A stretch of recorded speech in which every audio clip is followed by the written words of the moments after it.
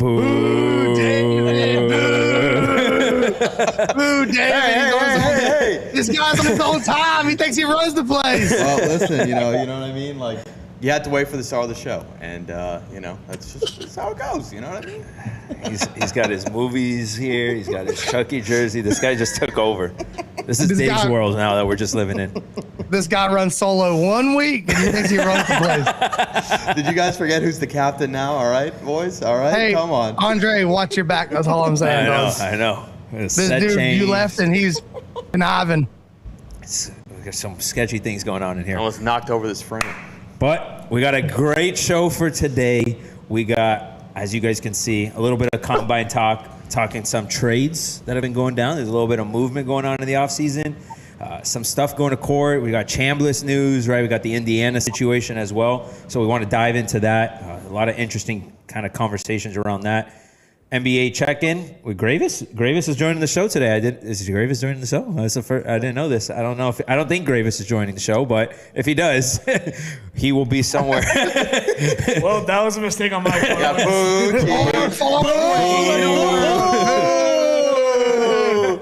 Tomato. No Gravis on the show. You guys did get a sneak peek into Gravis last week, though. Gravis can definitely talk, but he knows ball. He knows. He knows everything. I mean, guy is an encyclopedia. It is impressive. But we got World Baseball Classic going on. I think it officially kicked off yesterday, and then big swing of games is tonight. I think or throughout the day. I think it was this morning because I think Ohtani. There's games was like going on on for like a cycle this morning. Already. Dude, yeah. Oh, he hit a grand slam in the second inning. Yeah, he went 3 for 4, hit a grand slam. It looks like he was out there playing youth league. My God. He really is like, I mean, he's already the best baseball player of all time, right? Like he's got to be. Like that guy is. It's just consistently insane what he's doing. No, he's ridiculous. Day one cycle. Two-way player looking at cycle already. Like that's crazy. Yeah, well, we'll definitely get into that. Didn't know any of that already was going down today, so that's some good insight. And then we got some quick rips, some fun conversations that we'll get into, and then a nice little debate at the end. But yeah, let's kick it off with the combine. We officially wrapped that up. I know last week when we recorded, only a couple of guys had participated in the combine up to that point. So want to get your guys' thoughts on the combine, any standouts, or anything that you guys find interesting from this week in the past combine. Let's kick it off with Wingo. Wingo's our guy. So, I would say, obviously, I'm sticking to what I said before. The combine is overrated with guys who rise and fall. There's always guys who do very well that do rise and that do fall. But, at the end of the day, just because you can lift a lot of weights, run fast, and jump high doesn't mean you're good at football. Yeah. Turn on the tape. When you talk about the controversy stuff with Ruben Bain and all these other guys, like turn on the tape. Can they play football at the end of the day? But I do got a riser for you, actually. It's Caleb Banks out of Florida, the D tackle. When you look at him, missing the entire season down at Florida, right? The biggest thing was, how can he, come back from this, right? How can he still solidify himself as a first-round draft pick? Going back to it, right? Last year, he finished the season great. Looked amazing, firing off the ball, explosive, disruptive. That's what you want out of a guy like that with his size. You look at him coming in with his measurements, right? He was 6'6", 300 pounds, moving very well. And then you just look at how he dominated at the Senior Bowl and then goes into the combine and looks even better. So this is a guy that I think definitely proved these scouts and these teams that he can still play ball. He can still play to that caliber level of everyone thought at the end of last year to potentially be in the first round. And I think he's solidified himself as going to be a top pick. Yeah, that's a name that I think we've all heard a lot. And by the way, Wingo, I didn't see your set last week, but shit's looking nice. No, Wingo's got the setup looking good. It's looking nice. The jerseys are framed. Did you get those jerseys already like pre-framed, or you got them framed? So the Florida one, it was pre-framed from Florida, but then I got the two other ones. I ordered them online and then had them hung up. All right, you're gonna need to send me that contact because we have a couple of jerseys in here that need to get framed as well. Gotcha. All right, sick. But I gotta ask you guys something. What the hell is going on with this guy? I don't want to mispronunciate his name, but Makai Lemon, USC kid. The interviews, like what's up with that? Because I mean, is it like being done on purpose? Like, is there a strategy to what he's doing there, or is it? Which part are you talking about? The thing with the eyes, where he's like yeah. Yeah, so I honestly think I got to look up where he's from, but I think that might be his personality or what he's doing. But for me, that does not look professional in any kind of way. Yeah. Obviously, great ball player, right? He's got to be smart, can go up and get the ball. But the interviews that I've watched, he just doesn't come off as one of those guys that's personable, can have good conversation with you, have good eye contact, all those little things that you're looking for, right, in those meeting rooms with the NFL team. So I don't know if he was PR trained very well, but maybe they have a strategy going into it all. But hopefully we like to see those things cleaned up a little bit, obviously for the public as well. I've seen a couple of theories, so I want to give him the benefit of the doubt. So you see the combine interview and you're like, well, is he on a perk? Like, dude, what's going on here? My boy's zoned out. And then I heard that, and I have seen other interviews, and he looked totally normal, like super cool, open to answers, fun, good kid. Apparently, what I was told from someone who was there is that he was fine, and then someone said something ragging his height, and then he was just on high alert after that. And that's when that video came after that, and he's like, now he's kind of like, defensive and kind of like, oh, y'all are doing this. And that's the combine for you. You got 50 people in your face. They want to know why your hands too small, why your arms too short, why you 5'9", think you can play receiver. Like, that stuff happens. But all in all, from what I've been told, he's still a first-round receiver. Yeah. No one really going to shy away from that. I think it was just a bad look. Maybe he didn't realize how much of his heart he was wearing on his sleeve at the moment. I don't know. It just felt awkward and strange to me. Like it definitely was. It could have been nerves. I mean, it's nerves too. Like, this is like a huge moment for sure. Maybe he's trying to. He's like, the moment got too big for him. Or like Bobby was saying, like a question flustered him to a point where he's like this didn't go according to script, and I don't know. Take a second and look. Like, picture him in the meeting room with like Jerry Jones or like these old-fashioned coaches, and I don't see that as a positive look. I mean, these guys should know by now, right? You got to play the part. Mm-hmm. A lot of people, there's so many politics, so many things that go on with all this whole process. You got to play the part. If you got to put on a big smile and act like you're involved in the conversation, you got to do it. And maybe he just wanted to stick to who he was. I guess that's all it is. Yeah, I mean, there was nothing ever while he was at USC that you were almost like weary of that, right? Like, he never seemed to be a problem. So I think obviously social media is always going to blow things out of proportion. Yeah. But to like Bobby's point, guy's still one of the top receivers in this class and should be fine. Something that I actually want to bring up, and maybe it's the Dolphin fan in me, but is there a world with the Jets, right, that have influx of picks, right? One first round and a second round. No. I know. I know the answer, but why not have a conversation around it? First and second this year and a first and second next year, right? Where the Jets trade up and go get Mendoza. More. Who? It would take more. Oh, take more. Yeah. I mean, what? No, it would take more picks. It would take 3 first probably. But the simple answer to this question is Fernando Mendoza. And the Raiders are not giving up. The Raiders are not giving up the pick. I mean, I think the Jets, to go with your question, I think the Jets would be intrigued. They probably still called the Raiders and tried. Mm-hmm. Probably got hung up on or ignored, but nonetheless, the Jets would obviously do that deal. I think that it would be a no-brainer for them. And Dante Moore, going back to college, really, I think that really screwed the Jets. It might work out in the long term. They might get a better player this year because they don't reach for a quarterback. And then next year, still be a bad team. Sorry. But go and get their quarterback. So that's how I stand on it. I would say this is a no shock going to happen. I'll give you a few reasons. One, Mendoza, look at the type of player he is. Obviously, he's complete. He knows what he's doing. He's smart. He's been locked in with Tom Brady. This guy is Tom Brady right now before he was Tom Brady. Yes. He's talking to him over at the Raiders every single day, man. Like, he's going to go to the Raiders, and the Jets know they can't touch him. And then you look at a guy like Aaron Glenn, right? I just don't see Fernando Mendoza and Aaron Glenn being able to have that relationship and connections like he would with the Raiders. So I just think at the end of the day, he would not even be a good fit for the Jets. Would the Jets love him? Obviously, but I think that would change a lot of the scheme that the Jets have had in the past, right? You look at quarterbacks like Tyrod Taylor, Justin Fields, like they had a different system, and maybe they need to transition from that based off of how, their seasons have been going, but that's who they are right now. And that's not who Fernando Mendoza is. So that just wouldn't be a good fit overall.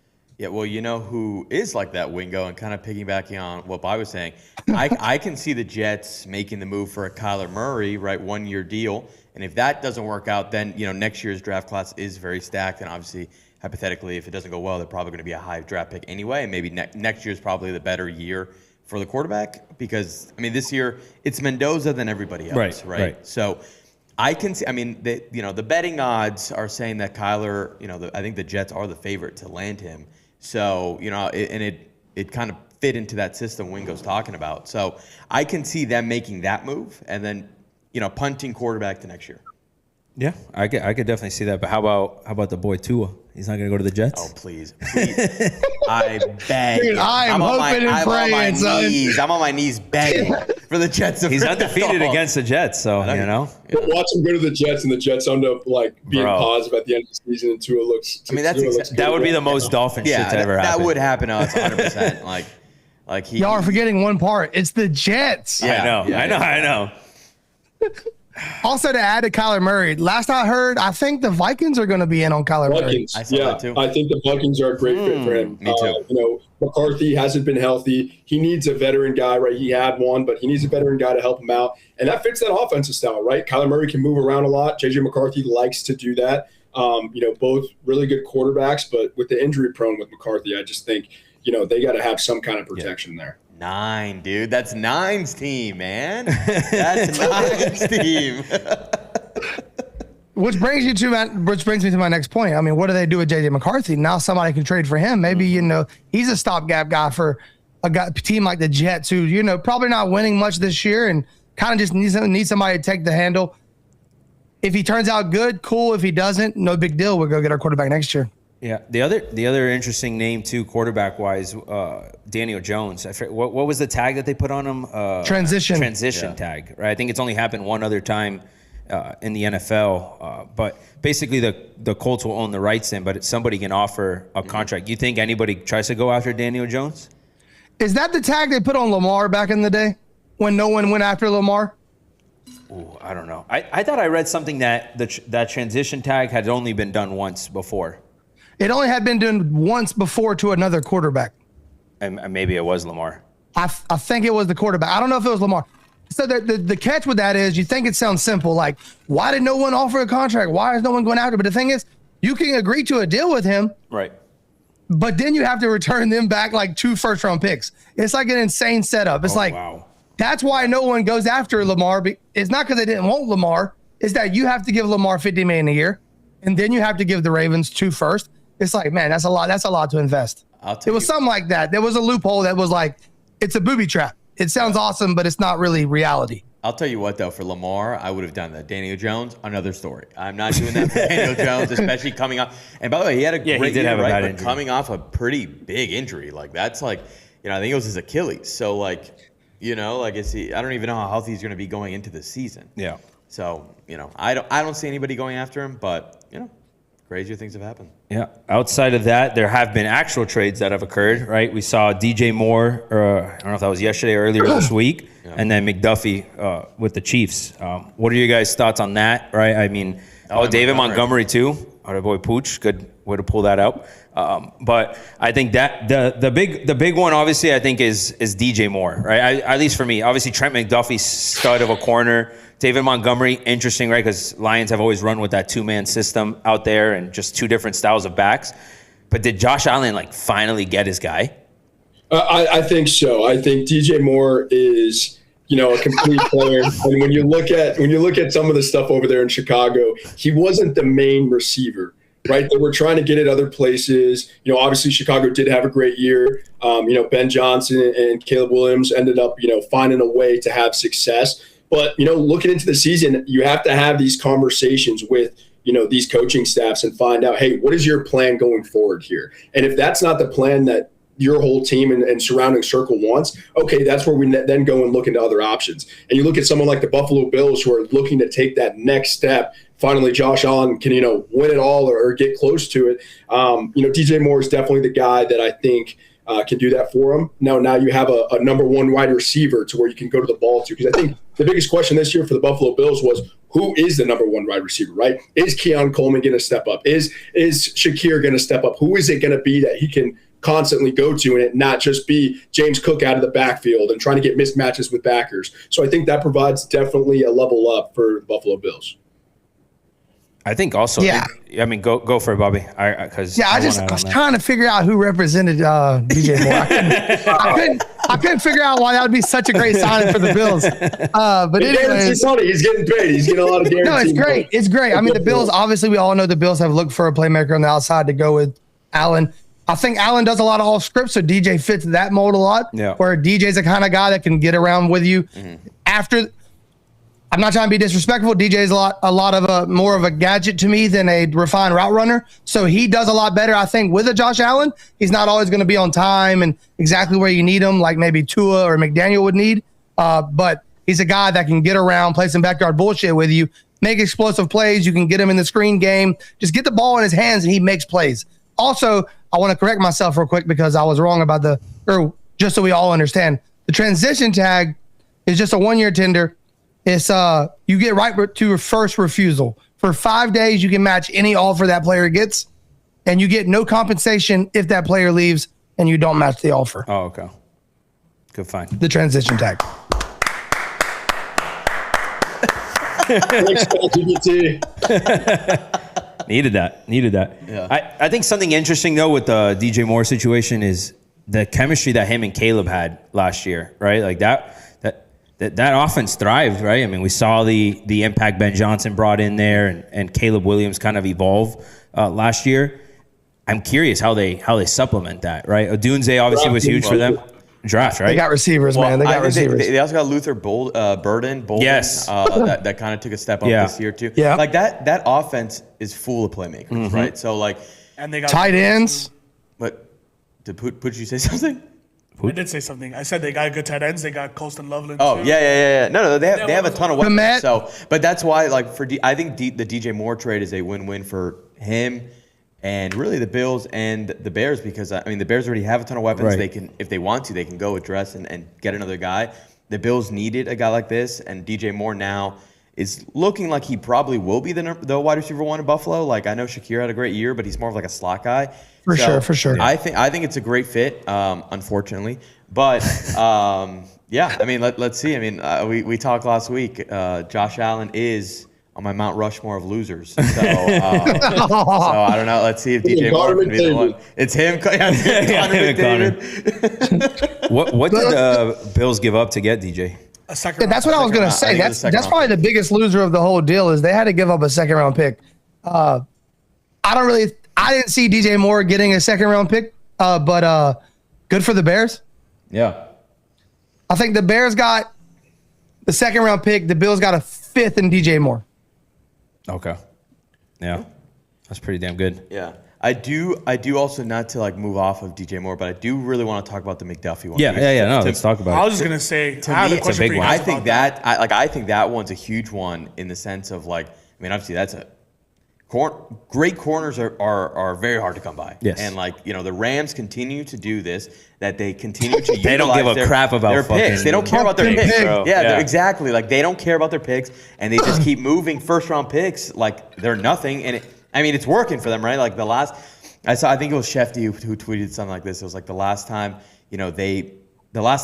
LA was hosting the Super Bowl, not only did the Rams win it, but that offseason, they traded a first-round pick for Jalen Ramsey. Right. They're looking to improve their defense, and this is a huge move for them in a team that definitely doesn't really need many more weapons on the offense. So you go out to get one of the best, cornerbacks in the league. I think it's just going to help their case as being one of, they're already one of the best teams this past year outside of the Seahawks. In my opinion, they were the second best team. So I think this is a huge move for them. And then, Kansas City's got an extra pick. I don't know what they're playing. Obviously, we've spoken a little bit about them and their cap situation. Yeah. So I think that was a huge move by the Rams. And the Rams still have a pick. I really do. They still have a pick in the first round. They still picked. Yeah, they had They two do. picks. That's right. They have another pick in the Yeah, first because round. they traded their later first round pick, so they still have that. They have 13. That the 13th pick. Yeah. Wow. Yeah. Who did they get that from? Atlanta, right? I think it was Atlanta. Because last year Atlanta traded in to get one. Yeah, last year Atlanta just gave away their Either reward. Pierce or Pierce. Yeah, they traded up to like 27 to get James Pierce last year. Wait, so does that mean Atlanta doesn't have a first-round pick this year? That's correct. Yeah. Whew. I know. Dicey. Yeah. Yeah, but that just Came shows back the Rams Kansas are all City. in on trying to win this year. You know, like Yeah. they got Stafford probably one more year, it looks Yeah, like. that's what I He's said. trying to retire. Yeah. Yeah, that's why I think that Trent McDuffie was the play of the week. I mean, I really think that was the move. I mean, the Rams could have won the Super Bowl as easy as anybody last year. Their offense, incredible. Defense held them back a little bit. I think it's the cheapest defense in football, if I remember correctly, because that's why Shula's grandson got a lot of credit, Chris Shula, because they had the cheapest defense in football, and he had him out there playing ball. And Wow. I think that to go get Trent McDuffie, who's a bona fide top 5 guy, is incredible for them. And they are one move away. They are in that ballpark. So it makes sense. And you got the end of Stafford here. You can't waste it. You got to make the most of it. And I want to talk about the Chiefs too. Like, Yes. they deserve credit. They're a freaking farm team. They keep bringing these people up and trading them, Tyreek, McDuffie, and then rebuilding their team. And they just keep getting away with it. It's like no one else is doing this. That's incredible. Like, to be able to trade off superstars and like, you're like, really? You're just going to give up a top 5 guys? Like, we'll go find 3 more, dude. We draft right. Like, we'll be all right. It's like, damn. That's true, because fucking anybody else would have seen that move and be like, oh, especially with the year that they had last year, the Chiefs are going through like a rebuild, right? Yeah. But no, to Bobby's point, they don't go through rebuild, especially when you got a guy like Patrick Mahomes at quarterback, right? And Andy Reid at head coach. Yeah, there's transition periods, but they're going to still be relevant because they draft well, right? And that's the luxury of being able to draft well, and that's why the Dolphins brought in Sullivan, because we're going to draft well and we're going to be that team. You know what I'm saying? You know what I'm saying? Yep. Yeah. But yeah, that about does it for some NFL talk today. We're going to get into now the Chambliss situation, which I believe we started talking. Yeah, this got us. We were actually doing our run a show prep, and we were like, is the NCAA really going to try to stop Chambliss from coming back? How does this all work, right? Because got approved in court, right? I mean, there's a reason there's systems in place, right? We got judges for a reason. They rule on something, and if it gets ruled a certain way, then everything should be good. But according to the NCAA, they got their own rules and regulations, and I guess the court doesn't have I guess the thing I don't understand. I don't get if it something either. gets ruled in court, isn't it like a done deal? Just when you thought it was over, they pull us back in. Yeah. Because the Indiana situation is basically the same thing. This is all just a bunch of crap. This is just terrible. First of all, so what they did file was 568 pages of like against Trinidad, which is nuts. So now we're going to have to sit here and wait for them to go through all the pages and read it and go back and forth, which is just wasting more time. But now let's look at the bigger picture here. Let's say the NCAA does win, right? What are you going to tell this kid? Hey, you got to enter the draft even though you missed the combine, you're about to miss pro day, and the draft is in a month. Sorry, here you go. Like, what are we doing? We're trying to ruin this kid's seriously. journey and what he's doing for his future. I think the NCAA is just trying to prove a point here that they have a say and that they can make rules and things and that. They have no clue what they're doing. We can't even control NIL right now. We don't have limitations on things. We can't figure it out. You know, we've been granting people extra years of eligibility that should deserve it, right? And I think some guys do have a say in that, and they do have a case to make. But for someone like to use Trinidad as the example, someone who's worked his tail off, who obviously went to the courts, pleaded his case, right, has a valid case, and just wants to go out there and play football. And the NCAA is going to take down that kid for doing the right reasons, right? He's not this kid out here that is chasing money and trying to get his 9th year just because, you know, this and that. Like, he's doing it for the right reasons. And I think this is completely wrong by the NCAA. And for it to be 500 plus pages, come on, man. We're just trying to drag this thing out and cause issues. Yeah, it's a messed up situation. But what's the biggest difference between this and like the Indiana kid, right? Because from what I was looking into, apparently same thing. He went to court, got the eligibility to play this year, and now here we are, and everyone's talking about, oh, we're going to take away all their wins, and they broke the rules basically. Yeah, I mean, I don't think that the NCAA has the balls to do that, to be honest. Like, take away wins. They're not going to take the championship away from Indiana. Yeah. But I think, to Wingo's point, I almost like, and maybe this is just my conspiracy, I'm going to put my little tin hat on, that they threw in the Chambliss thing back in to distract us from the Indiana one because they want to use Chambliss as the example, and the Indiana one's going to kind of ride under the radar. That's my tin hat scenario. Interesting. Realistically, I agree with Wingo in the sense that I think it's all about, making an example and trying, because like you've been seeing a lot in the news, like they're, these people meeting even like with President Trump and stuff to like fix the NCAA. Like there's like a lot of that happening, those conversations happening, and I think that they're probably just using this as like, not using this, but like this is just another piece of the puzzle. You know what I mean? Like there's just a lot of things going down. I don't know how much weight this does, but I'm not a lawyer or anything, so like I really have no idea. But I would be shocked. They actually have a meeting today. They have a meeting today. I don't know if it's specifically about that, but it's overall. And there's people like Nick Saban, Tiger Woods, other GMs, baseball GMs, other coaches, all meeting together. And, the biggest thing that I'll say is this, and I'll leave it at that. The college era is becoming exactly like NFL, right? They have NFL offices. They have cap space. They have all these different things that is just like the NFL.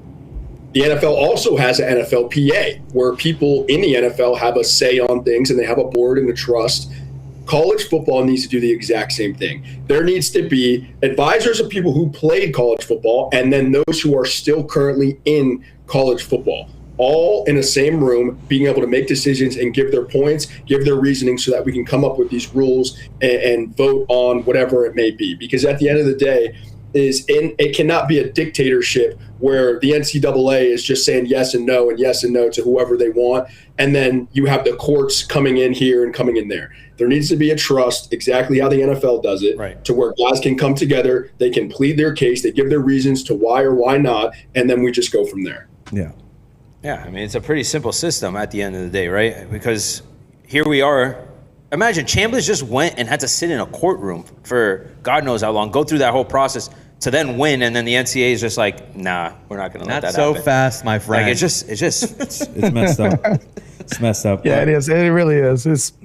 It's like, honestly, they're at David level on generational hate right now. They're just at this point, they're just literally picking a fight with Chambliss. It's like we got to do something here, boys. Yeah. It's like it's pretty crazy. There's a national championship next year. You better bet it now. If he gets it what's going on. And then how does that work? Is he practicing right now for spring? I don't even know off the top of my head. Is he practicing with the team? Is he working out? Like, how does this work now if he's under review? Like, what are we doing here? True. That's a good question. We need a lawyer in the room. It's not David. No. Thanks for clearing that up, David. I really didn't know. I want to make sure that you guys need He just wanted to make sure, just in case there's a little bit of confusion in the room. Exactly. Like, I mean, I read at like a third grade level, so like I definitely couldn't be. David was actually late today because he was looking over the case. Exactly. He was on page 3 of 546. Yeah. The thought of just having to read 500 pages of some legal documents. I actually don't think. I actually like legitimately like. I mean, I'm like partially dyslexic too. Like I would be like fucking everywhere. I'd be everywhere. I at this point, like I'd get to page 45 and I'd be like, this guy's innocent and give up. I don't even know. Like I can't get through this. No. At this point, I don't. You keep throwing big words at me, I'm gonna take it as disrespect. Exactly. Oh man. All right, yeah. Let's move on. We're gonna talk a little golf here. We got 2 tournaments going on. We had the privilege of being at one of them this week. Puerto Rico Open is going on, and the Arnold Palmer Invitational. Arnold Palmer Invitational. Obviously, 2 very different events. Arnold Palmer signature event, very stacked field, and then you got kind of the Puerto Rico Open, which is the gritty. Guys fighting for their life, trying to make a life on the PGA Tour. So very, very 2 different dynamics. Yeah, incredible. Arnold Palmer's got a $20 million purse. Puerto Rico's got a $4 million purse. So with 180 guys in the field, you get me? So very different dynamic. But let's start off with the Arnold Palmer. First round kicked off yesterday, and Berger had a really, really, really good day, along with I think Minwoo was up there at the top. Colin ended the day insane. I think he went eagle birdie like end his first round. Yeah, so I mean, very different, right? It was a boy Nico who won last week at Cognizant. Psycho was scoreboard. Kind of on that side, right? Shot a 30 on the front. then just had a disaster of a back, unfortunately. And that's golf, right? I mean, and I didn't watch most of it. I don't know if weather played a factor in the afternoon because it seemed like morning guys obviously went low and afternoon guys kind of struggled a little bit. But want to get your thoughts, Dave, on how that first round went, and Scotty's sitting there at 2 under, which is kind of feels like where he wants to be. Probably one of his better first rounds in a little bit. What's crazy is that obviously Berger has an insane round 9 under, and Scotty first day goes 2 under. And if you checked, I checked the live odds this morning, and Scotty's still the favorite to win. That's insane. 7 back, and he's still a favorite. Insane. Arnie is, in my opinion, my favorite tournament that is not a major, and maybe the Players. Like, I love this tournament. This is the first ever tournament that I ever went to, like live in person. I love it, and my favorite thing about it is that it's a very hard course, right? This is a tournament that most people, like, you can win this tournament at 4 under. Which is why I was so shocked to see Berger goes 9 under at Arnie's place. Like, that's a huge achievement in itself. And the fact that he's coming off a little bit of an injury. He's kind of had injury history the last few years, and now he's made a pretty big return. This is a big splash for him. Obviously, being a Florida guy, being a South Florida guy specifically, I love to see it. I'm curious to see how he holds up today. At the afternoon, it's supposed to. He's 1 under already. Look at him go. Look at him cook. And he's probably approaching that par 5 now. But this tournament, it usually is defined. Like, these are usually it's like a 1-shot, 2-shot difference. Like last year we had the crazy Henley chip, and like this is a tournament that even Berger shooting 9 under, like I can still see this tournament ending at 9 under. Like that's how hard that this place can get to during the weekend. So I'm super excited. This is one of my favorite tournaments. I mean, he's got a 4-stroke lead, and then it's just kind of all stacked up, right? So it just shows what he did on it's impressive. Thursday, was impressive compared to the rest of the field.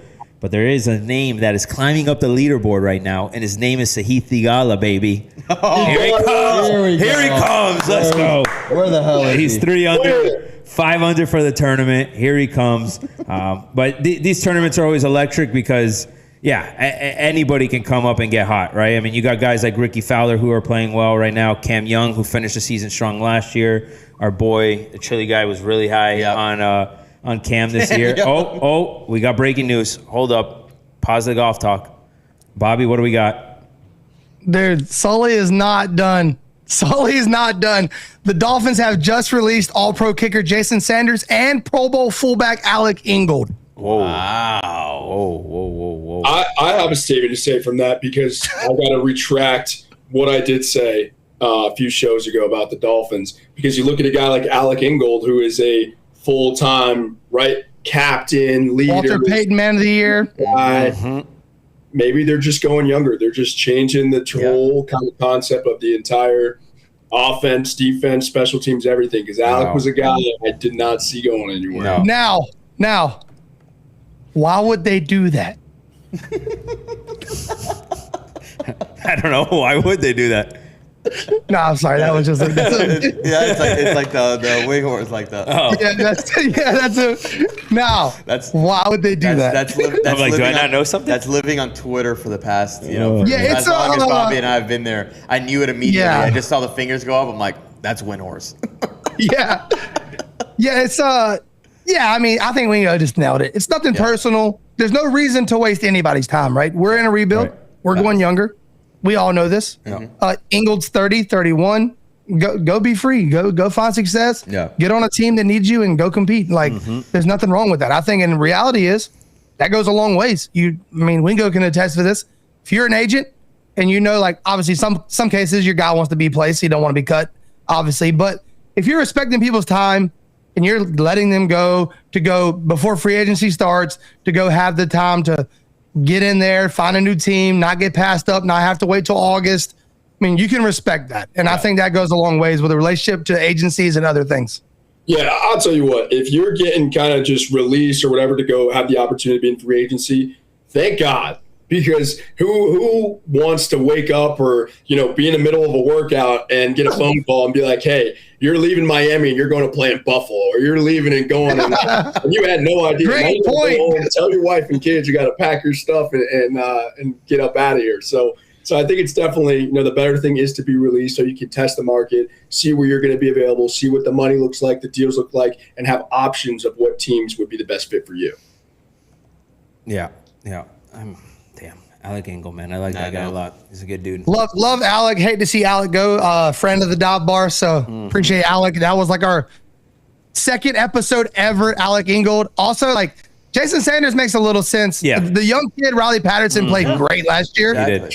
Sanders is like a highly paid kicker, and he has like a weird hip thing. I don't know what it is, or he might be healthy now. But you miss a full season, and you find a guy off the street for pennies, and he makes 47 of 49 field goals. It's like, this kind of makes sense, dude. Yeah. It's like, so that one you kind of can get on board with. I had a quick funny story for you. Actually, I was talking to the Dolphins yesterday, and it was about getting certain visits set up and workouts for some of the guys we have, and they were asking about a certain date, saying we don't have to have them work out, da da da da. And I, what I replied back? I said, I'm available for a workout though. He laughed at the text, and I thought that was pretty funny. Damn. Dude, Wingo in a Finzer. So we need to crop that. Somebody crop that right now.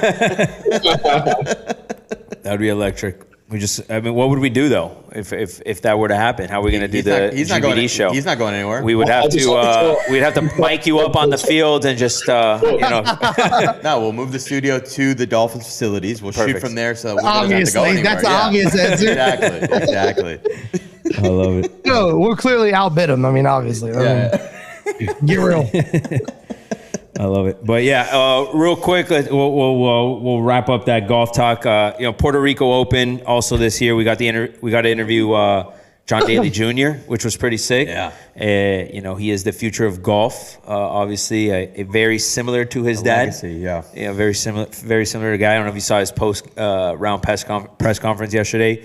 They were like, "Oh, are you going to get any like practice swings in after the round? See if you can improve on anything." And he's like, "Honestly, I'm pretty tired. I'm probably just going to go hang out at the beach." That is the epitome of a Daly, and I love it. I love it. He is. He's good, man. I got to watch him for a couple holes. His first tournament. Where's he at now? Let me see. He missed a couple putts that kind of maybe cost him a few birdies on the front nine. But yeah, I think he finished 2 under yesterday, which put him around like T15. I don't know where those guys teed off. He's even on the day right now. So. But he's probably just starting, right? Yeah. He's on hole 4. Yeah, right now, where's my boy Rafa Campos at? Oh, Stanger, baby. Stanger. I actually got to sit next to him on the plane on the way there to Puerto Rico. He was in contention at the Cognizant Classic last week. Great guy. And a lot of insight, because you're kind of hearing the perspective of these guys on the other side of things, right? He got his card in 2024, got injured, hadn't been able to play, so he's like 150 in the FedEx standings, right? Yeah. But had a good week last week, kind of bad, years ago, and now look at him, right? Yeah. Jake Knapp, another guy, wins in Mexico. No one knew his name, then he wins in Mexico, and then he goes on a crazy run, and all of a sudden, this is a guy that is one of, I think he's top 5 in FedEx standings right now. Nico's another guy. Some of these guys played in what's it called? The Corn Ferry, Tour Americas, right? Like the true grind to the top.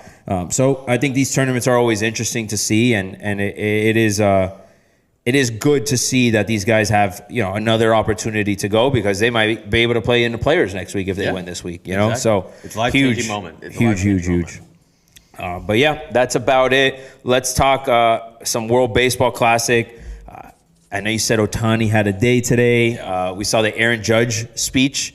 Want to get your guys' thoughts on that? Saw a couple people making some comments about his speech, saying that it wasn't very motivating. So let's start there. What were you guys' thoughts on Aaron Judge's speech going into the World? I think people were saying I'm ready to run through a wet paper blanket for this guy, or a white paper napkin or whatever it is. But that's all it did. Usually your speech is have me running through brick walls, baby. Yeah. This one's like, all right, let's see. But listen, not everybody has that trait, though. Yeah. Because he is the best player on the team, right? He's the leader. He can lead in many different ways. It doesn't have to mean motivational speeches, right? I'm just referring back to the Florida Panthers, right? Barkhoff's our captain. I don't see Barkey giving these outrageous speeches, but he leads by his play and the way he carries himself. I'm sure Judge is probably a very similar way. So I probably speeches is not his strong suit, but yeah, that was not the greatest look for the United States of America. All right, but when we beat everybody's ass this tournament, it's going to be a better look. All right. I think it's a baseball thing too. I think this is just how these guys go away, like with their business, right? They just straight to the point, just strictly business. They're very like analytical by trade. So I think this is just the way they carry themselves. But yeah, to your point, if you're Aaron Judge, like you're just going to do it on the field, right? And everybody's going to rally behind you. I mean, he's arguably probably one of USA's best player, if not their best player, and will be the reason that they make a long run into this. He hits a home run in the first game. No one's going to remember the speech. Yeah, you know, true. Like everyone's like if he plays well in the tournament, no, but now if he plays bad, that speech is going to go viral again. That is true. like if we lose like to you know, a team that we're not supposed to, I think we're like, I don't know, I think we played Brazil the first game and we're like today 9-run favorites. If God forbid we lose to Brazil, it's because of the speech. It's because of the speech. So, yeah. I want to go for it.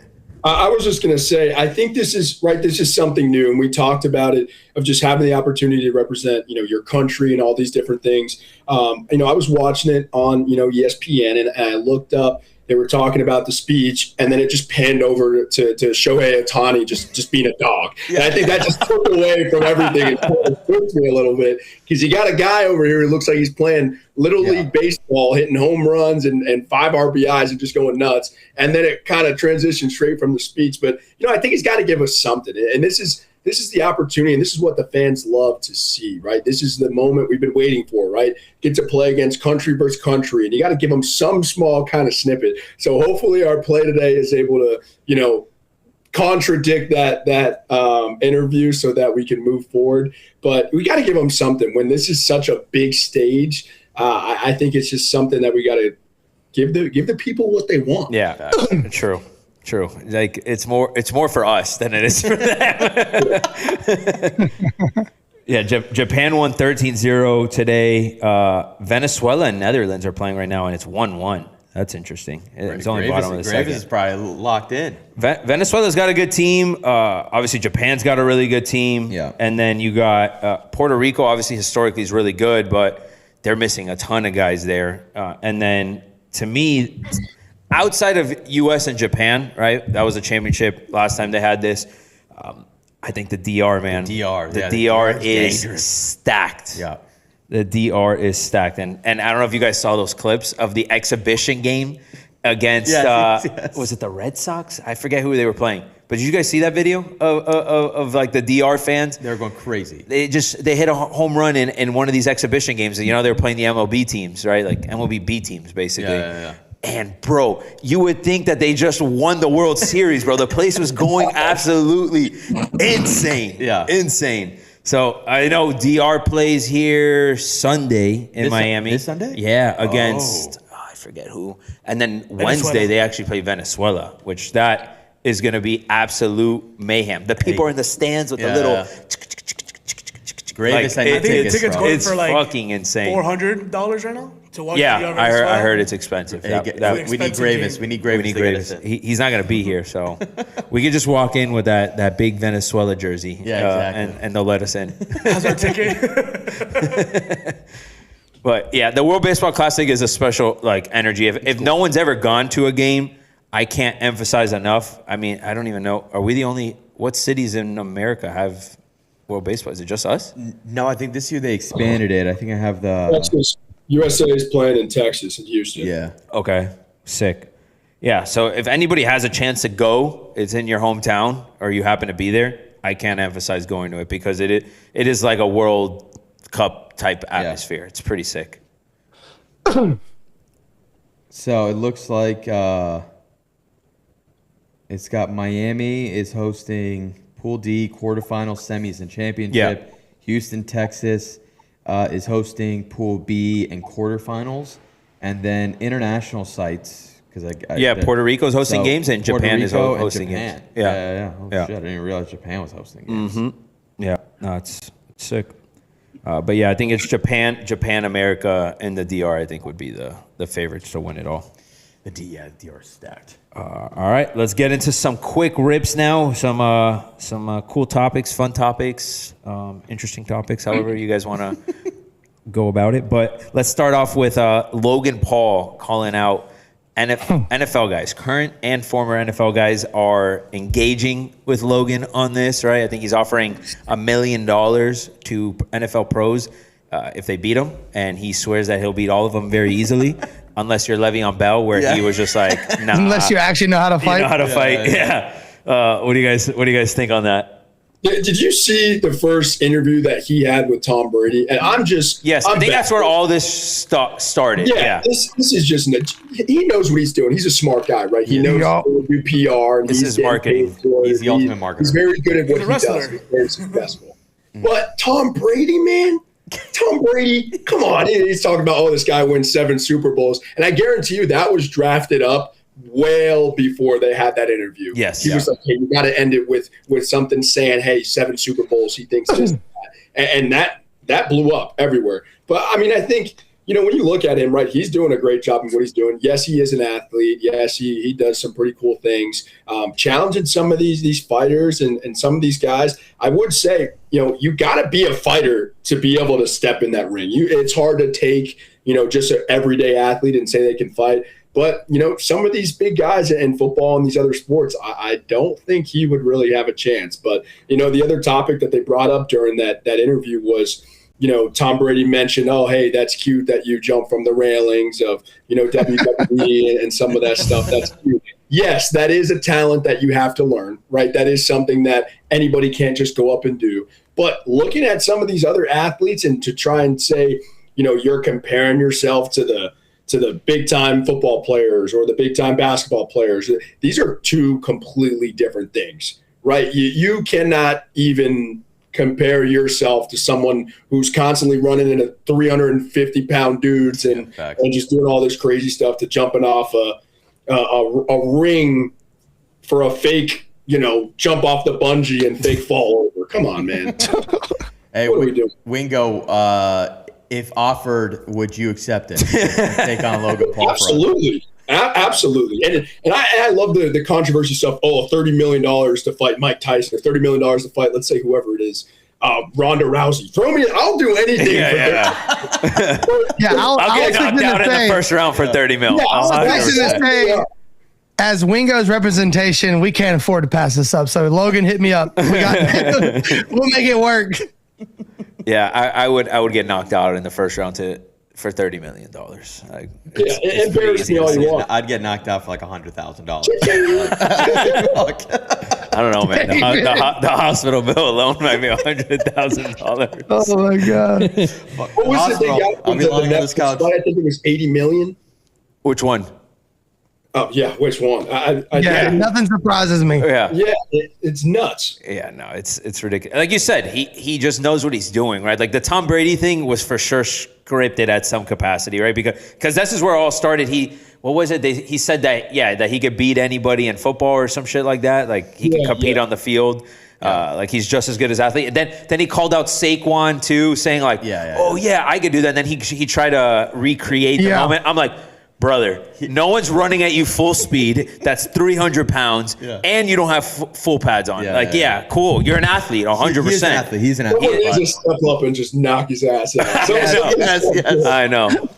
But to his credit, at the end of the day, it just works. Like here we are talking about him. Those boys are geniuses. Yeah, him and his brother. Those boys are geniuses, man. Yeah, his brother would knock his ass out, though, in my opinion. I think I'd take Jake over Logan in a fight if I had to guess. I think Jake gets a lot of disrespect because of the way he's went about his little, rise in boxing. But like Jake puts in real work and that's what I'm saying. Yeah. And as an average fighter, like this dude can throw hands. Like Jake absolutely puts in the work. So like And them two really are the absolute best marketers in the world. Like they know the game, they play it so well, and like things like this, like we're freaking talking about it, and that was 100% a plan. We gotta sit sitting talking about it, debating. They obviously won that part. Yep. All right, another quick rip here.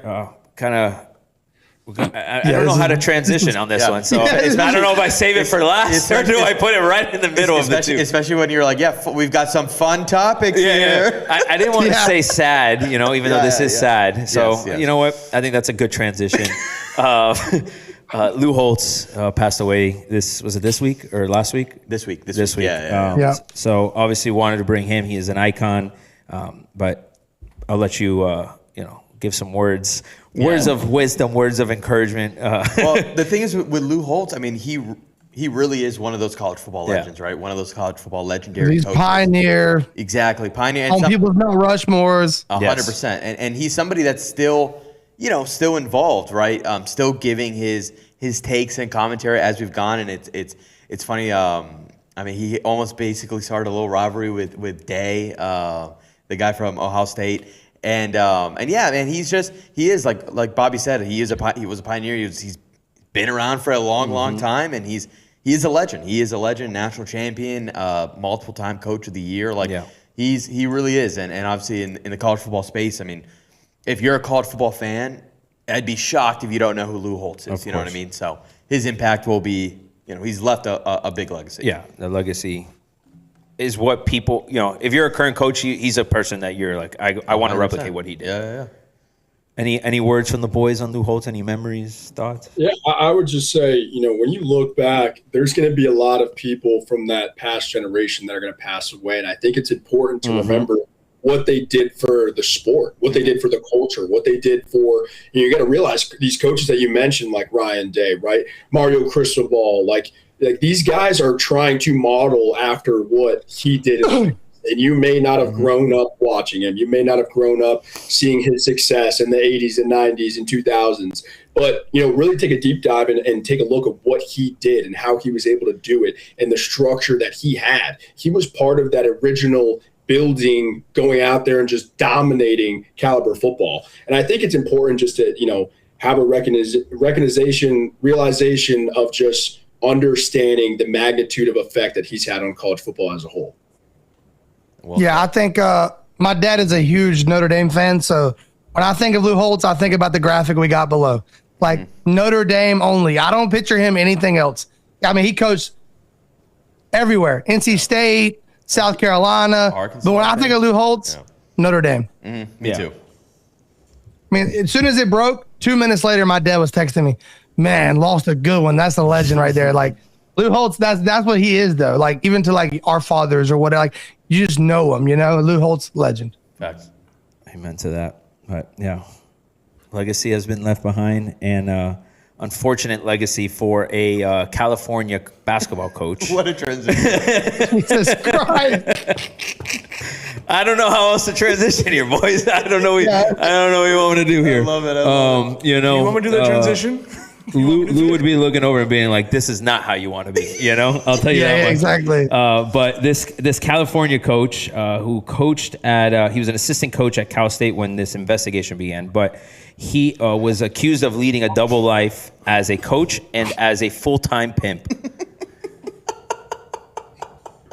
A little pimp cane. I mean, I'm trying to see if I find a picture of the pimp cane. How do you even nonchalantly do that? Like I don't know. You hear about double lives, like people got two families. Like when he goes and works in Vegas, he had two kids and another wife.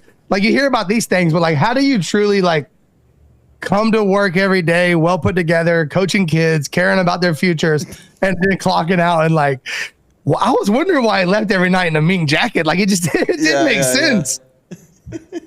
I just don't know how you I mean, obviously pimps exist still to this day, but it's just crazy that you could be someone in that world and also doing that. Yes. I wonder if there's more of them. Well, I'm wondering how he even got caught. Do you think like I somebody think the girl turned him in, or it's can you imagine you're there, whether you're in Vegas, I don't know, wherever he was stationed, and you're waiting for your girl, and you're this guy pulls up, and you're like, wait a second, I know who you are. Can you imagine your favorite team's basketball coach is pimping out girls? What? That's crazy. That's a crazy. It's got to be something. There had to be something else there. It's just, did he just do that for fun, or I mean, for the love of the game? good money. Love the Has a wife and family. For the love of I'm the pretty sure he has a wife. Like, how do you? Hey, by the way, crazy. those late nights at the office and Yeah. watching film that I said I was having, I was really doing something else. Yeah. So this is actually how he got caught. So police found the victim through a sex advertisement posted in Sacramento, and they ran a sting operation in September, disguised as a date. The woman that he was pimping, trafficking, right? Said that the coach was her boyfriend, and that he just, he would cover for hotels, rental cars, flights for work, and then they arrested him the next day. Jesus Christ. Yeah. Gator don't play no games. And then they arrested him. They searched his car. They And his found hoes better be wearing jimmies. They found firearms, drugs, 600.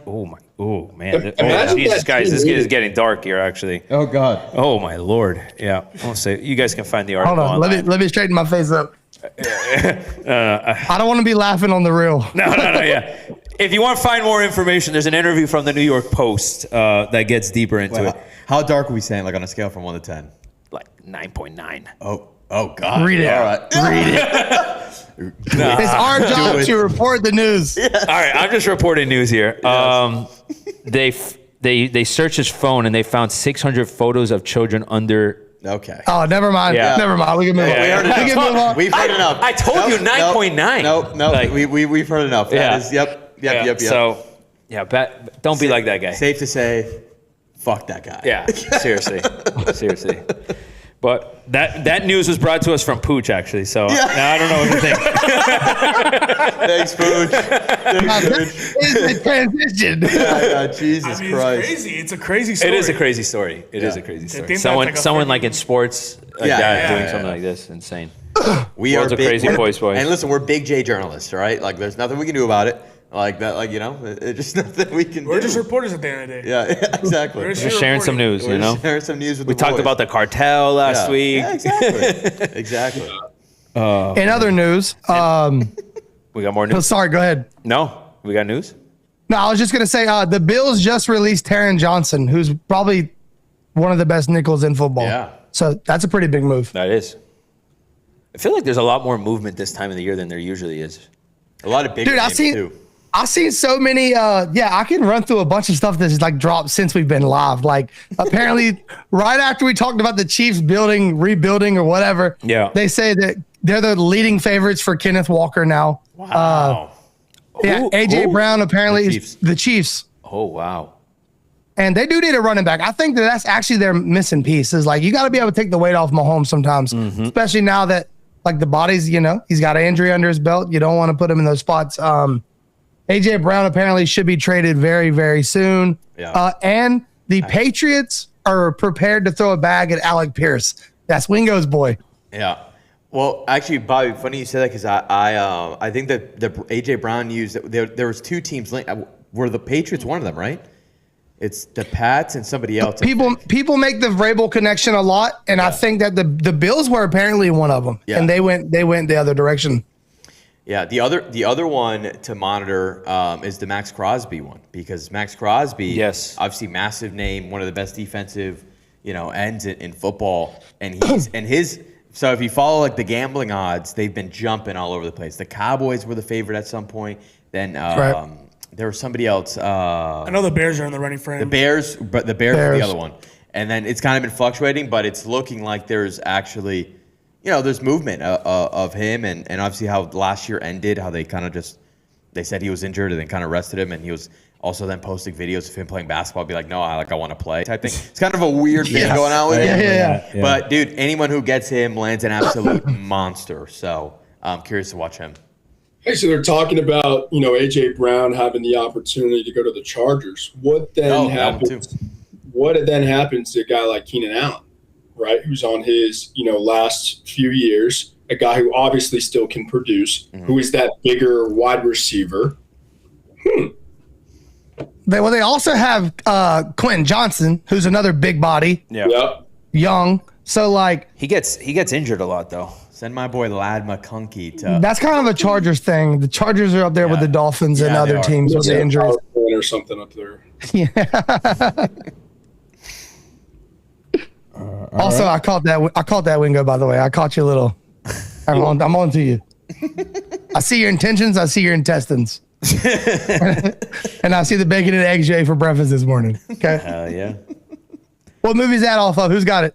Oh, Dave. Shit, you're putting me on the spot. I actually did have bacon and eggs this morning for breakfast. So I figured you're pretty simple. Like, you're straightforward. So that wasn't, it really, I was like, what do I say? In the movie, it says, and I see that cheap cake you ate for dinner last night. That's what it says in the movie. David, you should know. Everybody should know this one. I know. Is it Toy Story? What's it? Toy Story? Shameless plug. We did a Pixar draft this week. Yes, we did. I'll give you one more. Leading up to this moment, the guy goes, be cool, be chill. He's like, I'm being chill. I'm wearing freaking Komodo. What are you doing? You've seen this movie way too many times. Dude, if I got to give you anything else, dude, you should have this. Bro, I don't know why I know I don't think it is. It's gonna be like a random It's not Wedding movie. Crashers. Even Pooch would be good with this. He's usually pretty good. All right, this is Pineapple Express, the kitchen scene when he's making a phone call, and he's like, "Go chill out for a little bit. I gotta make a little phone call." He's like, "Nah, I don't trust you." He's like, "I'm being chill, dude. Be chill." He's like, "No, you're not." He's like, "Dude, I'm being chill." Pineapple Express. I haven't watched it in a while. I don't think I've ever like fully watched it. Wow. Oh, you gotta fully watch it. It's a good one. Oh, that's a great one. Wow, Pooch. Shake my head. SMH. All right. Speaking of food, what's one food you would eat every day for the rest of your life? Are we talking like actual, like, is it like a burger or is it like from a specific place? Like, because I've got my Entree. Anything. Could be an entree. Could be a fast food chain. Could be a restaurant. I can eat the Chang's spicy chicken from P.F. Chang's every day for the rest of my life. Chang's. I can eat Chang's spicy chicken from P.F. Chang's every day of my life. I freaking love P.F. Chang's. P.F. Chang's, for the love of God, sponsor me. All right, I'm your guy. I am your biggest advocate. I freaking love P.F. Chang's. All right, I love it. You know what video I actually came across the other day when we went to P.F. Chang's for your bachelor party? The Mecca? Yeah. And it was us. We started chanting "Let's go Heat" in the middle of P.F. Chang's, like 25 heads. Yeah. Let's go Heat. Let's go Heat. For no reason. The Heat weren't even playing at that time. Yeah. Wingo, Bobby, just a little insight into my life. I've been going to P.F. Chang's for my birthday for like 25 years. Like it's like a thing now. Even now, I just turned 30. I went to Chang's. Like, you know what I mean? Like it's sticking with me forever. Yeah, it was like my favorite restaurant growing up, and I've just kind of kept with it. And it's incredible cuisine. If you haven't been to a P.F. Chang's lately, please go support your local P.F. Chang's. That's like my brother with Benihana. Benihana's fire. Yeah, Benihana is fire. That actually might be mine. What do you guys? I'm interested. Let me set the table here for Wingo real quick because y'all probably don't know this. We know this on the Dive Bar. I don't know if y'all know this about Wingo. Wingo has never had, and I don't mean once upon a time, never had a condiment. When he eats burger, he eats it plain. Okay. He don't have ketchup. Doesn't have mayonnaise. He's never ate none of that. Wingo is very straightforward and does not like anything. This might be the pickiest eater in the world. Any fruit. I've had steamed broccoli and carrots, but I don't really eat vegetables. That's the only ones I've had. No salad, no condiments on anything. I can survive pretty much off of steak, mac and cheese, and peanut butter. Dude, that's right. I'm gonna show. I mean, that's not a bad trio at the end of the day. Like I could definitely survive off of that, but yeah, Wingo looks like an Adonis god compared to all of us, and he's eating fucking steak, mac and cheese. This is when you realize that some people are just born to be D1 athletes. Yeah, It's like the Ocho Cinco It's thing. funny like because I ate steak, McDonald's. mac and cheese, and peanut butter my whole life, and I don't look like Wingo. So this is bullshit. I'll just walk around the house with a spoon and just like an entire jar. Peanut butter's so good, bro. I could. You are a big peanut butter guy. I am, bro. I've always been peanut butter guy. In high school, I think I would eat like 3 peanut butter sandwiches a day. Like it's just convenient, you know. Okay, so like for me, I've never had so like I'm strictly just peanut butter. So like I bought an Uncrustable maker so I can make a peanut butter sandwich and make an Uncrustable to make sure it's just with peanut butter. Right, no jelly, right? No jelly. He's never had jelly in his life. Me either. I'm on Team Wingo here. Let's go. Wait, hold up. I'm with no jelly in the PB sandwich. Bring it back, David. Wait. No. There's a difference between not liking jelly and never trying gel? How do you? I like Wingo, peanut butter. Why do I need something with the peanut butter? I already like it enough. I feel you, but like, how have you never even tried ketchup? Like, what do you mean you've never tried a condiment? Can we bring that back? Because, come on, like, what do you mean you've never tried a condiment? The only, I guess you could say condiment, like when I go to hibachi, like yum yum sauce. Yum yum sauce, okay. Yum yum sauce is fire. Yeah, I mean, if you don't like yum yum sauce, then there's gonna be a big problem here. Don't tell me what it's made of. Yeah. Dude, that's I told him, I crazy. started breaking down because he told me he don't like ranch and he don't like mayonnaise. And I said, I've just never had any of it. do you know what yum yum sauce is? It's all of those things with sugar in it. It's like, Yeah. mine is, I don't know if we can bracket them all together, but like, here's my dream meal. Okay. And honestly, I could probably do this every day. It's hibachi, like steak and shrimp or chicken and shrimp with fried rice and the vegetables and covered in yum yum sauce. yeah. I could eat that every single day for the rest of my life, I feel like. 100%. Diabetes and 500-pound day in the life of 500-pound meat. That's what it sounds like. Hater.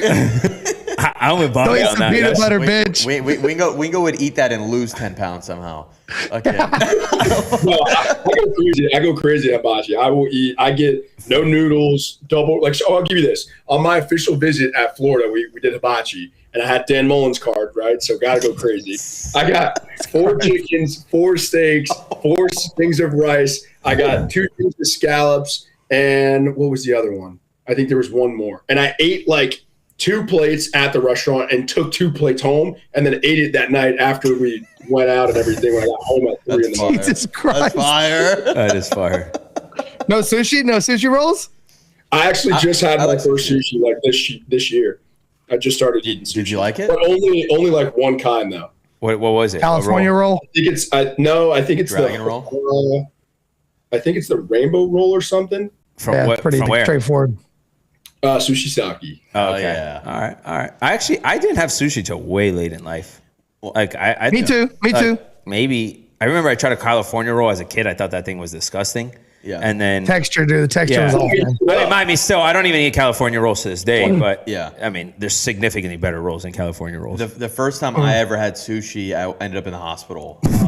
So I was scarred for. Granted, that's what I get. Yeah, that'll scar somebody. For eating. You know, I love public. Gas but station sushi? Public sushi is probably not the best one to try first. It Depends on I you. You gotta go on Wednesdays. Yeah, exactly. I ended up going to the. This was years ago. Like this is like probably either in high school or maybe early college. And I didn't eat sushi for like 5 years. But my wife loves sushi. We ended up going to this place, Kampai. I'm back on sushi. Kampai. Sushi is fire. Yeah. All right, sushi is Freaking- Oh, incredible. dude, we got Camp in North Carolina, dude. That shit's fire. Yeah. Do you really? Yeah. Oh, shit. Wow. Damn. Yeah, Kampai is I wonder awesome. if it's the same one or just another place called Kampai as well. That would be crazy, right? That's wild. Kampai is fucking good, bro. Their sushi's Yeah. delicious. Same with me with sushi though. I tried sushi for the first time when I was like 17, and Yeah. it like to me, I'm a weird texture person. So if the texture is weird, I can't eat it. It's just like one of those things.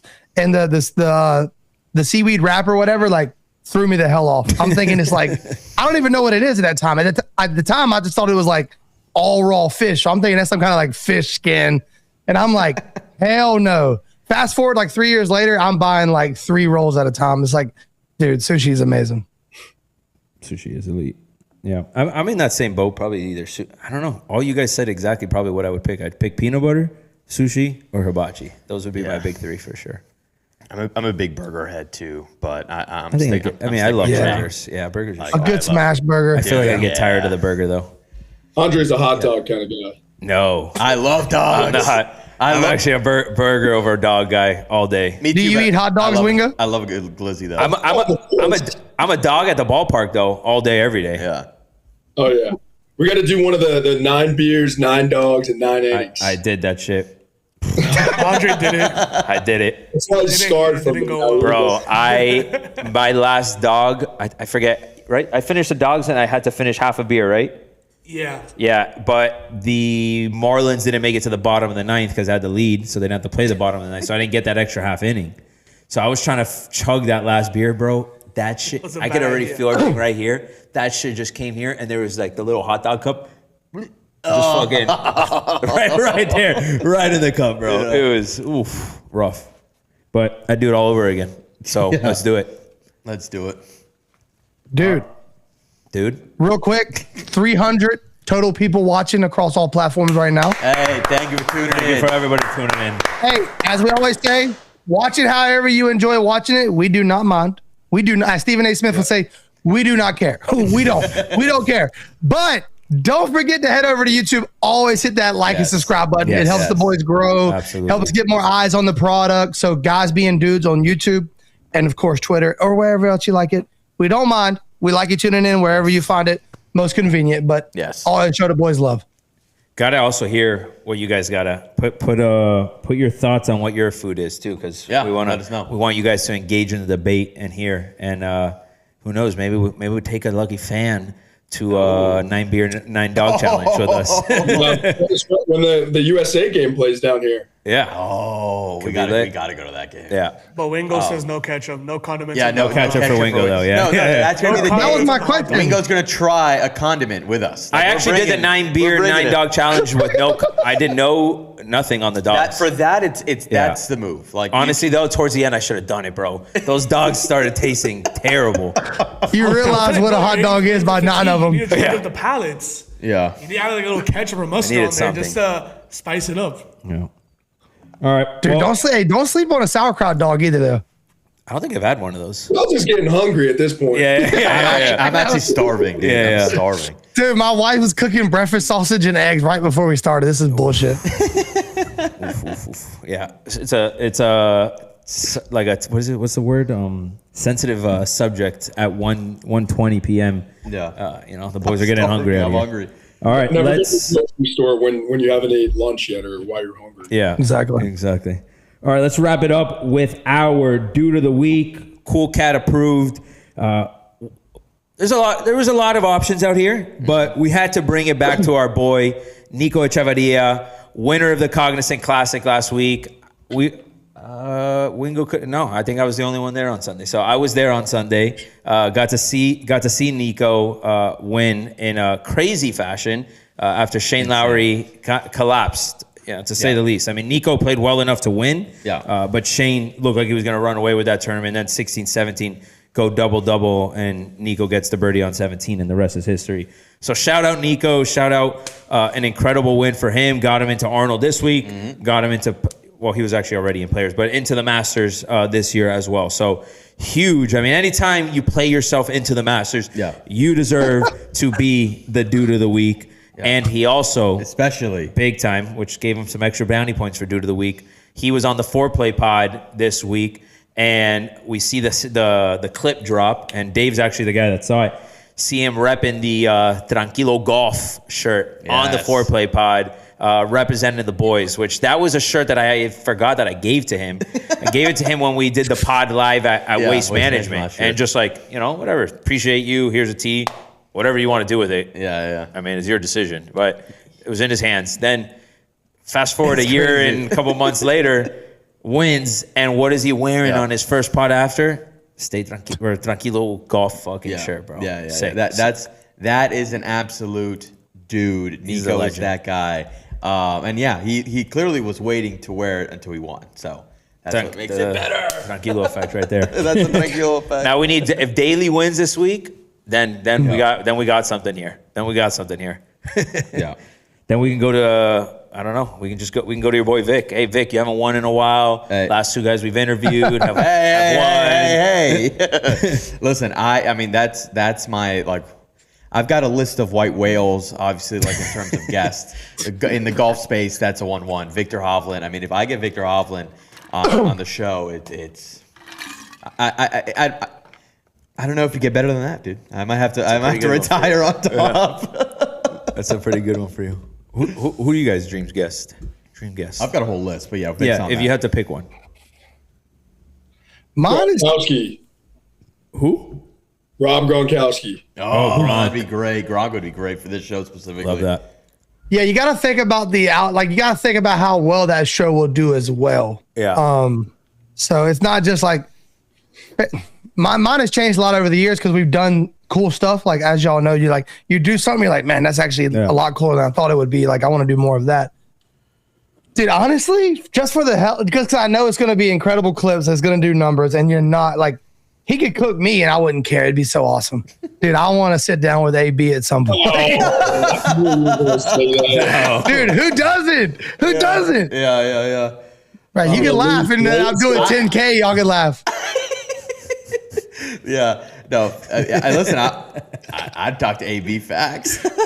Dude, come on, bro. You know who would be an awesome one too? Would be like Chucky, like getting Chucky. Yeah, he's Chuck would be an absolute like he'd be a dude. Yeah. And obviously, I mean, he's coming off an unreal 3-year stretch. That the amount of things that we could talk to him about, the amount of stories that he probably could share, and maybe not share on screen and tell us after. Who knows? But I think Chucky would be an awesome guy to get on here.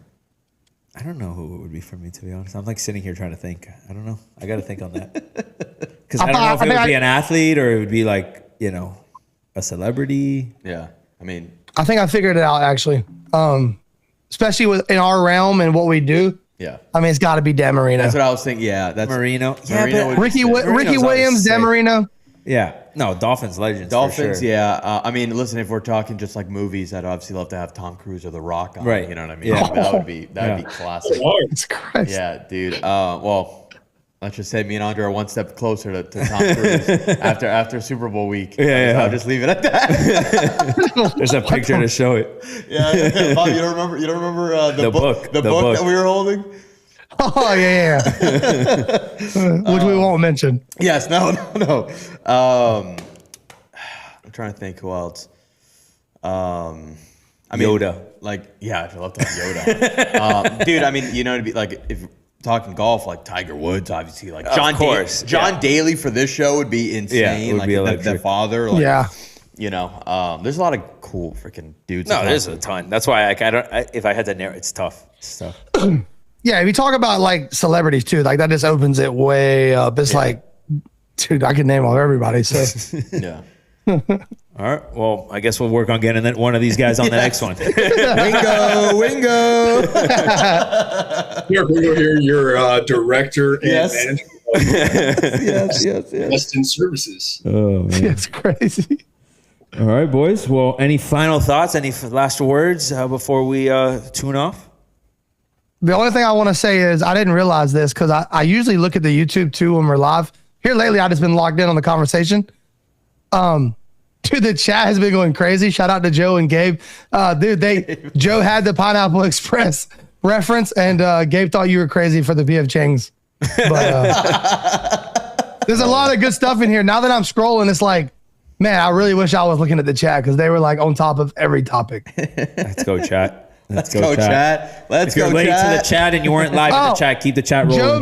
Joe made a good point. He was probably a pimp way before the coach. That's probably what it was. Yeah, I think that was the case. Once a pimp, always a pimp. Yeah, exactly. Yeah, I don't feel like it's not one of those things you can turn in a 2-week notice. So it's kind of just like, look, guys, I'm not going to be around as much anymore. You're going to have to strap up and carry a gun because I can't be here. But like, dude, I love you. $20. Whoa. Dude, I'm going through the chat real quick and shout out to Joe Robbie. He goes, dog, I used to serve at PF Chang's. No way. Oh yeah, Joe. Can you imagine if Joe was your waiter one time? Dude, honestly, like the amount of times and the amount of different PF Chang's I've been to, there's like a high chance that we've run into. I don't know what range it was there, but yeah. By the way, one last thing for you, Bobby. Gabe says, Bobby Shouse, I love you. Hell yeah. I seen he said my name and he put a bunch of like hurt face emojis. That was like when we used to do the Breaking House rules with Vaughn and Cam. There was a guy that on every single YouTube video would comment, Vaughn is my dad. Like every single one. Wait, hey now. But like the guy... Like the age did not match, obviously, to be his dad. He's 1 year younger. But like, I was always like, does Vaughn have a kid that he doesn't know about? That'd be a crazy way to find out. Right. This guy's been trying to reach Starts a pod, finds out he has a kid through the comments. That'd be crazy. That would be crazy. Maybe one of us will find out we're a dad. I really hope not. Oh, man. All right. Every year when football season ends, I find out that I'm a father to two. That's crazy. So like, what are you guys into? Oh, so what have you guys been up to the last 8 months? This is awkward. It's like a jump scare. Bobby walks in and is like, what the hell?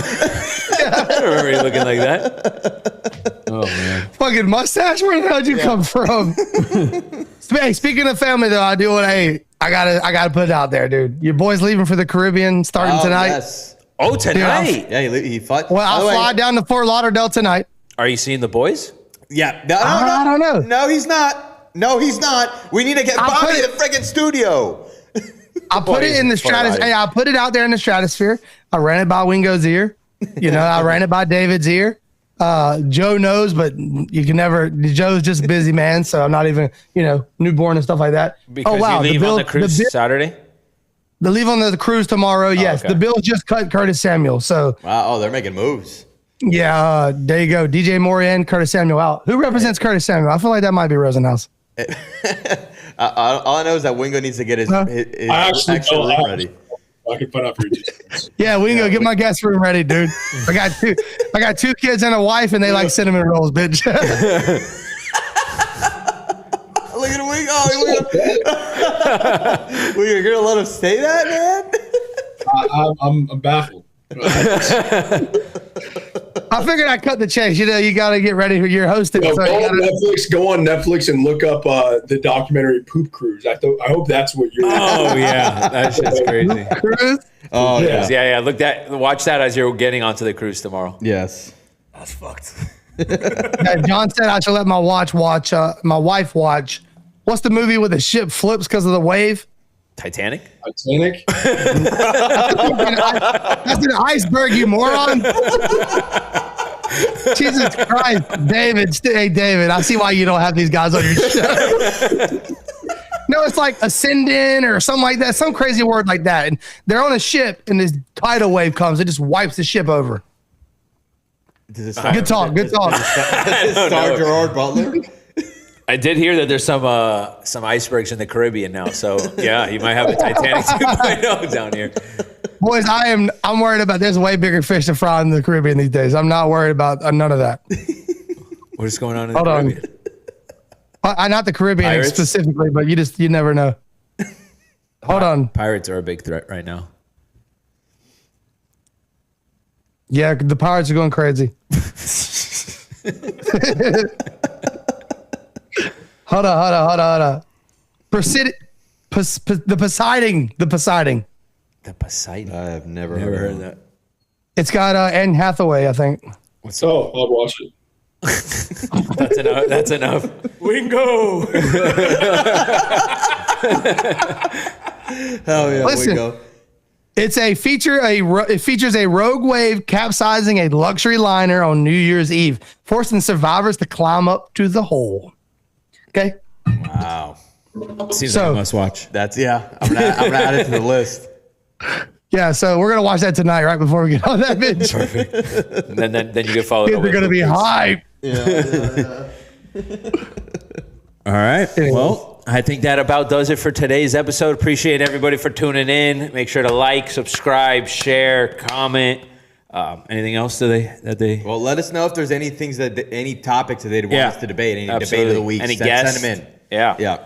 And we will see you guys next week, Friday at noon. See you there. Appreciate it.